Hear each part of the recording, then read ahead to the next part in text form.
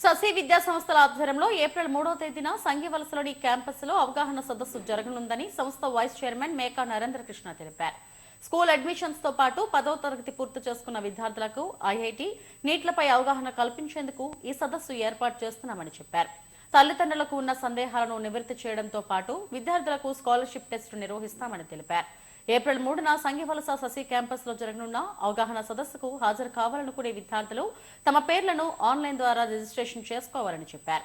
ఈ అవకాశాన్ని విద్యార్థులు తల్లిదండ్రులు సద్వినియోగం చేసుకోవాలంటున్న ససి విద్యా సంస్థల వైస్ చైర్మన్ మేకా నరేంద్ర కృష్ణతో మా chief reporter Lakshminarayana face to face. నూతన విద్యా సంవత్సరం ఆరంభం కాబోతుంది.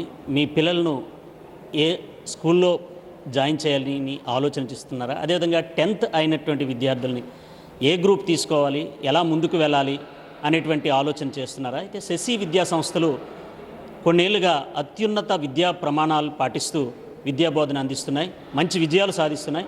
మనం సెసి విద్యా సంస్థలు సంఘివలస క్యాంపస్లో ఉన్నాం.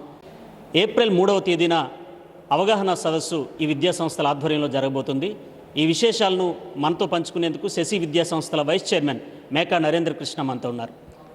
చెప్పండి సార్, ఈ వచ్చే నెల 3వ తేదీన జరగబోతున్నటువంటి అవగాహన సదస్సు లక్ష్యం ఏంటి? ఏప్రిల్ 3 ఉదయం 9:30 గంటలకి అవగాహన సదస్సు. పేరెంట్స్కి ఒక ఈ మారుతున్న విద్యా విధానంలో మార్పులు అంటే చాలామందికి ఏంటంటే స్కూల్ వరకు తెలుస్తుంది, 10th క్లాస్ వరకు తెలుస్తుంది. అయితే ఇంటర్కి వచ్చిన తర్వాత నీట్ అని, మెయిన్స్ అని, అడ్వాన్స్డ్ అని చాలా మాటలు మాట్లాడతాం. అయితే పిల్లలు దేనికి అర్హులు, దేనికి పెట్టుకుంటే బాగుంటుంది, ఎవరు బైపీసీ తీసుకోవాలి, ఎవరు ఎంపీసీ తీసుకోవాలి, ఎవరు ఎంఈసీ తీసుకోవాలి, డైలమాలో ఉన్నప్పుడు దానికి ఒక సమాధానం కావాలి. ఆ సమాధానం ఇక్కడ వస్తే దొరుకుతుంది. ఒకటి. 2, ఇంటర్మీడియట్ అనేది మీకు కౌమార దశలో how it transforms from school to degree graduate మధ్యలో ఒక బ్రిడ్జ్ లాగా ఉంటుంది కాబట్టి దాని యొక్క ఇంపార్టెన్స్ కూడా మనం చెప్పడం జరుగుతుంది, ఎట్లా చేస్తే బెటర్ అవుతారని. అదే సమయంలో ఆ గంట సమయంలో పేరెంట్స్తో మనం మాట్లాడటం జరుగుతుంది. వారికి ఉండే ఈ సో కాల్డ్ క్వశ్చన్స్ అన్నిటికీ మనం ఆన్సర్స్ ఇస్తాం. అయితే ఆ ఎగ్జామ్ అయిన తర్వాత ఆ పిల్లలు క్యాలిబర్ బట్టి ఇది ఒక స్కాలర్షిప్ టెస్ట్ లాగా, దాన్ని బట్టి కూడా మనం గ్రూప్ నిర్ధారించుకోవచ్చు. 2 ఒకవేళ బాగా చేస్తే దాంట్లో మనం కన్సెషన్స్ కూడా ఇస్తాం. సో అందరూ ఈ అవకాశాన్ని సద్వినియోగపరచుకోవాల్సిందిగా కోరుతాం.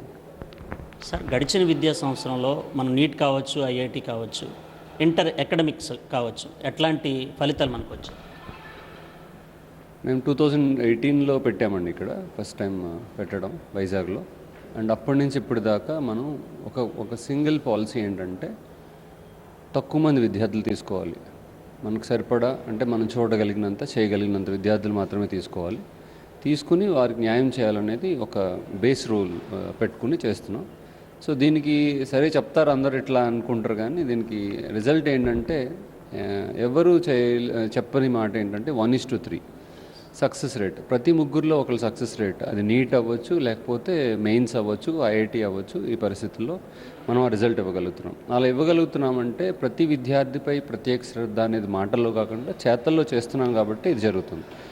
ఇది కూడా పేరెంట్ అడిగాడని ఐఐటి సెక్షన్లో కూర్చోబెట్టడం, పేరెంట్ అడిగారు కదా డబ్బులు ఉన్నాయి కదా అని మెయిన్స్లో కూర్చోబెట్టడం కాకుండా ఆ పిల్లవాడి సామర్థ్యం బట్టి వాడు ఎందులో అయితే రాణించగలుగుతాడో, వాడి ఎక్కడైతే మనం ఉత్తీర్ణత సంపాదించగలుగుతాం అందులో పెట్టి తర్ఫీదు ఇచ్చినప్పుడు వాడు బెటర్గా రాణించడానికి అవకాశం ఎక్కువ ఉంటుంది. సో ఫస్ట్ అది ఐడెంటిఫై చేసుకుని ఆ సెక్షన్స్ విడదీసుకుని అట్లా చేయటం వల్ల ఇవాళ 1:3 అలాగే మనకి 400 మంది బైపీసీ ఎంపీసీ కలిపి ఉంటే ఆ 100 మందిలో ఒక 35 సీట్లు, అందులో మళ్ళీ 4 ఎయిమ్స్. లాస్ట్ ఇయర్ కూడా ఒక 4 ఎయిమ్స్ వచ్చాయి, దాని ముందు ఒక 3 ఎయిమ్స్ వచ్చాయి. ఈ 2018లో పెట్టిన ఇప్పటికీ మనకు 12 మంది ఎయిమ్స్కి విద్యార్థులు వెళ్ళారు ఒకే క్యాంపస్ నుంచి. అంటే అది చిన్న మాట కాదు, చాలా పెద్ద మాట. సో అట్లాగే ఐఐటికి లాస్ట్ ఇయర్ 25 మంది, అట్లాగే ఎన్ఐటీలో అన్నీ కలుపుకుంటే 95 మెంబర్స్, 300లో అది ఒక 100 మెంబర్స్ దానికి వెళ్ళడం జరిగింది. సో 1:3 రేషియో సక్సెస్ మెయింటైన్ చేయాలంటే చాలా పిల్లోడి మీద ప్రత్యేక శ్రద్ధ ఉండాలి, ఫోకస్ ఉండాలి, ప్రోగ్రామ్ చాలా రోబోస్టిక్గా ఉండాలి.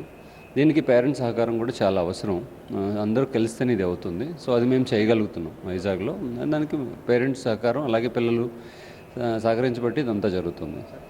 ఏప్రిల్ 3న జరగబోతున్న అవగాహన సదస్సుకు సంబంధించి ఏ అడ్మిషన్స్ అంటే క్లాసెస్ అలాగే ఇంటర్ ఆ వివరాలు కూడా చెప్పండి, ఎలా రిజిస్టర్ కావాలి? ఇది ఇంటూ 6th అండి. అంటే 6వ తరగతిలోకి వచ్చేవాళ్ళ నుంచి 10వ తరగతి వరకు వచ్చేవారు మరి ఇంటర్ చేరగూరు విద్యార్థులందరూ కూడా ఈ ఎగ్జామ్కి అప్లై చేసుకోవచ్చు. ఇది ఆన్లైన్ లింక్ మా సోషల్ మీడియాలో ఉంటుంది. లేదంటే sasischool.com అనే వెబ్సైట్కి వెళ్తే అక్కడ కూడా ఆన్లైన్ రిజిస్టర్ చేసుకోవచ్చు. రిజిస్టర్ చేసుకుని మీరు పొద్దున్నే 9:30కి వస్తే, ఒకవేళ మీరు ప్రింట్అవుట్ తీసుకోవడానికి మీ దగ్గర ప్రింటర్, హాల్ టికెట్ అది లేకపోతే మీరు రిజిస్టర్ అయ్యి ఇక్కడికి వస్తే ఇక్కడ రాగానే హాల్ టికెట్ ఇచ్చి పిల్లల్ని క్లాస్లో కూర్చోబెట్టి ఎగ్జామ్ రాయిపిస్తాం. సో ఆన్లైన్ రిజిస్ట్రేషన్ మాత్రం కంపల్సరీ. 6+1 to 10+1 అంటే ఇంటూ సిక్స్ నుంచి 10+1 వరకు చేరగూరు విద్యార్థులందరూ కూడా 3వ తారీఖు ఏప్రిల్ ఉదయాన్నే 9 గంటలకి ఎగ్జామ్కి వచ్చి, అలాగే పేరెంట్స్ అవగాహన సదస్సుకు వస్తే ఇద్దరికీ కూడా న్యాయం జరుగుతుంది. శశి విద్యా సంస్థలు ఓ పటిష్టమైనటువంటి ప్రణాళికతో ముందుకెళ్తూ విజయాలు సాధిస్తున్నారు. అంటే తక్కువ మంది విద్యార్థులతో అసాధారణమైనటువంటి ఫలితాలను సాధిస్తున్నారు. ఈ నేపథ్యంలో 10th పూర్తవుతున్నటువంటి విద్యార్థులు కావచ్చు, 6వ తరగతిలో చేరబోయే విద్యార్థులు కావచ్చు, అంటే స్కూల్ అదేవిధంగా జూనియర్ కాలేజీకి సంబంధించి అడ్మిషన్స్ కోసం, అవగాహన కోసం తల్లిదండ్రులు మరి పిల్లలు కలిసి వచ్చినట్టయితే ఇక్కడ అనేక విషయాలు వివరంగా అవగాహన సదస్సులో తెలియచెప్పడం జరుగుతుంది. ఈ అవకాశాన్ని సద్వినియోగం చేసుకోవాలని కోరుతున్నారు శశి విద్యా సంస్థల vice chairman Meka Narendra Krishna. Video journalist గయాస్తో లక్ష్మీనారాయణ, SDV న్యూస్, విశాఖపట్నం.